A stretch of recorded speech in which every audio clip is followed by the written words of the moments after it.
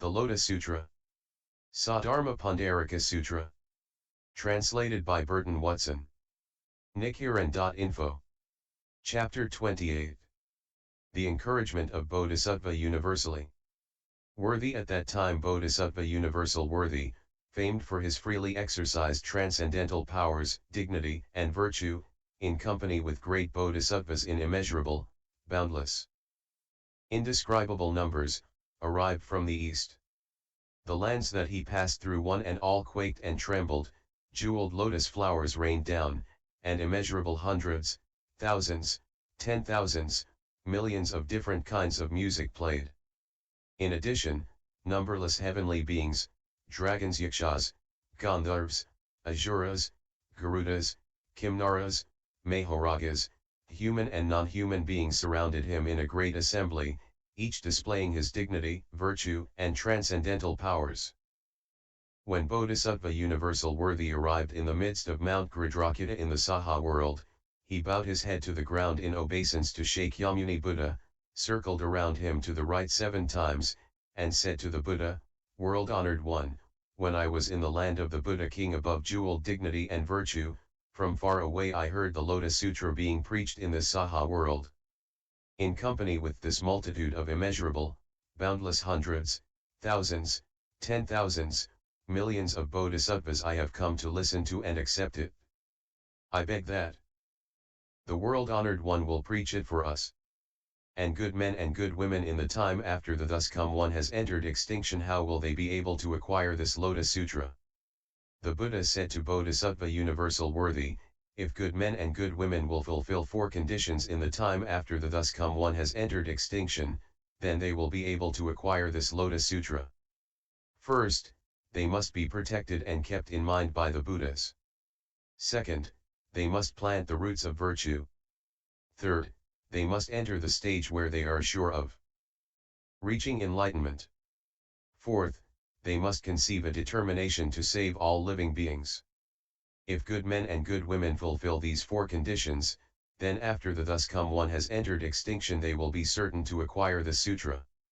At that time Bodhisattva Universal Worthy said to the Buddha, "World-honored one, in the evil and corrupt age of the last 500-year period, if there is someone who accepts and upholds the sutra, I will guard and protect him, free him from decline and harm, see that he attains peace and tranquility, and make certain that no one can spy out and take advantage of his shortcomings, no devil, devil's son, devil's daughter, devil's minion, or one possessed by the devil, no yaksha, rakshasa, kumdhanda, pishacha, kritya, putana, vatata, or other being that torments humans will be able to take advantage of him.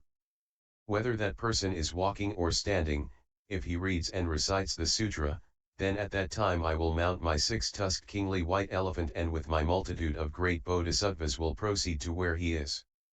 I will manifest myself, offer alms, guard and protect him, and bring comfort to his mind.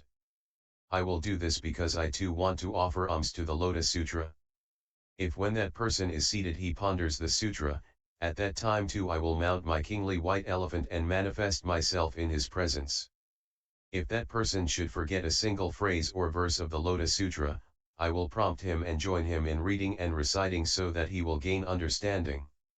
At that time the person who accepts, upholds, reads, and recites the Lotus Sutra will be able to see my body, will be filled with great joy, and will apply himself with greater diligence than ever. Because he has seen me, he will immediately acquire samadhis and dharnis. These are called the repetition dharni, the 100, 1,000, 10,000, million repetition dharni, and the dharma sound expedient dharni. He will acquire dharnis such as these. World-honored one, in that later time, in the evil and corrupt age of the last 500-year period, if monks, nuns, laymen believers, or laywomen believers who seek out, accept, uphold, read, recite, and transcribe this Lotus Sutra should wish to practice it, they should do so diligently and with a single mind for a period of 21 days. When the 21 days have been fulfilled, I will mount my 6-tusked white elephant and, with immeasurable numbers of bodhisattvas surrounding me and with this body that all living beings delight to see, I will manifest myself in the presence of the person and preach the law for him, bringing him instruction, benefit, and joy. I will also give him dharani spells. And because he has acquired these spells, no non-human being will be able to injure him and he cannot be confused or lead astray by women. I too will personally guard him at all times. Therefore, world-honored one, I hope you will permit me to pronounce these dharnis. Then in the presence of the Buddha he pronounced these spells. Adanda dandapati dandavart dandakushale dandasudhar. Sudhar sudharapati buddha pashyana sarvate harani avartni. Sarvendashyavartani suavartni samgaparikshani. Samganargatani asamj samgapagate triadve samgachalya. Arid praptisavasamgasamati krante sarvate harme suprakshite. Sarvazat varutakaushalianugate simhavikradite. World-honored one, if any bodhisattva is able to hear these dharnis, he should understand that it is due to the transcendental powers of Universal Worthy. If when the Lotus Sutra is propagated throughout Jambudvipa there are those who accept and uphold it, they should think to themselves, this is all due to the authority and supernatural power of Universal Worthy. If there are those who accept the sutra, memorize it correctly, understand its principles, and practice it as the sutra prescribes, these persons should know that they are carrying out the practices of Universal Worthy himself. In the presence of immeasurable, boundless members of Buddhas they will have planted good roots deep in the ground, and the hands of the thus come ones will pat them on the head. If they do no more than copy the sutra, when their lives come to an end they will be reborn in the Trayastrimsha heaven. At that time 84,000 heavenly women, performing all kinds of music, will come to greet them. Such persons will put on crowns made of 7 treasures amidst the ladies in waiting will amuse and enjoy themselves. How much more so, then, if they accept, uphold, read, and recite the sutra, memorize it correctly, understand its principles, when the lives of these persons come to an end, they will be received into the hands of 1,000 Buddhas, who will free them from all fear and keep them from falling into the evil paths of existence. Immediately they will proceed to the Tushita heaven, to the place of Bodhisattva Maitreya. Bodhisattva Maitreya possesses the 32 features and is surrounded by a multitude of great bodhisattvas. He has hundreds, thousands, 10,000s, millions of heavenly women attendants, and these persons will be reborn in their midst. Such will be the benefits and advantages they enjoy. Therefore persons of wisdom should single-mindedly copy the sutra themselves, or cause others to copy it, should accept, uphold, read, and recite it, memorize it correctly and practice it as the sutra prescribes. World-honored one, I now therefore employ my transcendental powers to guard and protect the sutra. And after the thus come one had entered extinction, I will cause it to be widely propagated throughout Jambudvipa and will see that it never comes to an end. At that time Shakyamuni Buddha spoke these words of praise, excellent, excellent, universal worthy. You are able to guard and assist the sutra and cause many living beings to gain peace and happiness and advantages. You have already acquired inconceivable benefits and profound great pity and compassion. Since long ages in the past you have shown a desire for anuttara samayak sambadhi, and have taken a vow to use your transcendental powers to guard and protect the sutra. And I will employ my transcendental powers to guard and protect those who can accept and uphold the name of Bodhisattva Universal Worthy. Universal Worthy, if there are those who accept, uphold, read, and recite this Lotus Sutra, memorize it correctly, practice and transcribe it, you should know that such persons have seen Shakyamuni Buddha.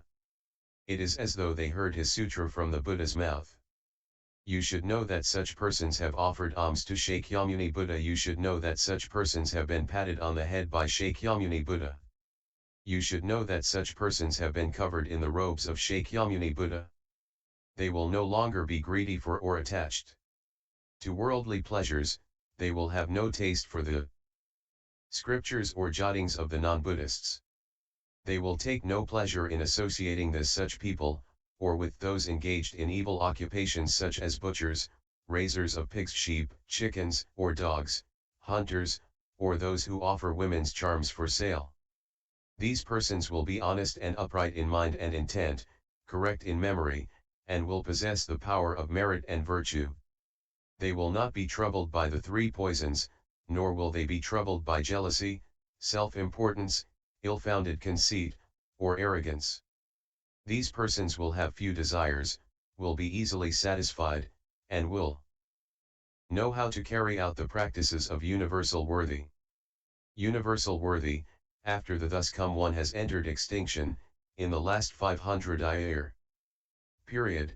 If you see someone who accepts, upholds, reads, and recites the Lotus Sutra, you should think to yourself, before long this person will proceed to the place of practice, conquer the devil hosts, and attain Anuttara Samyak Sambadhi.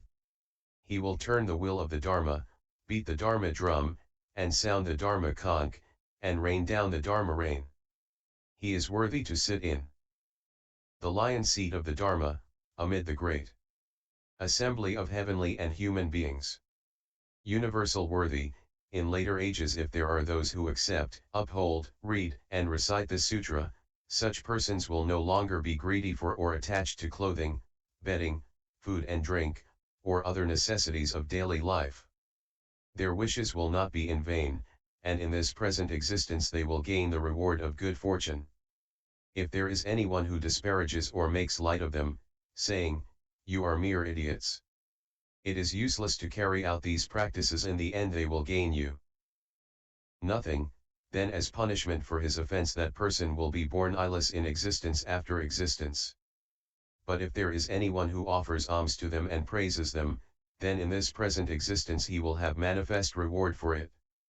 If anyone sees a person who accepts and upholds the sutra and tries to expose the faults or evils of that person, whether what he speaks is true or not, he will in his present existence be afflicted with white leprosy.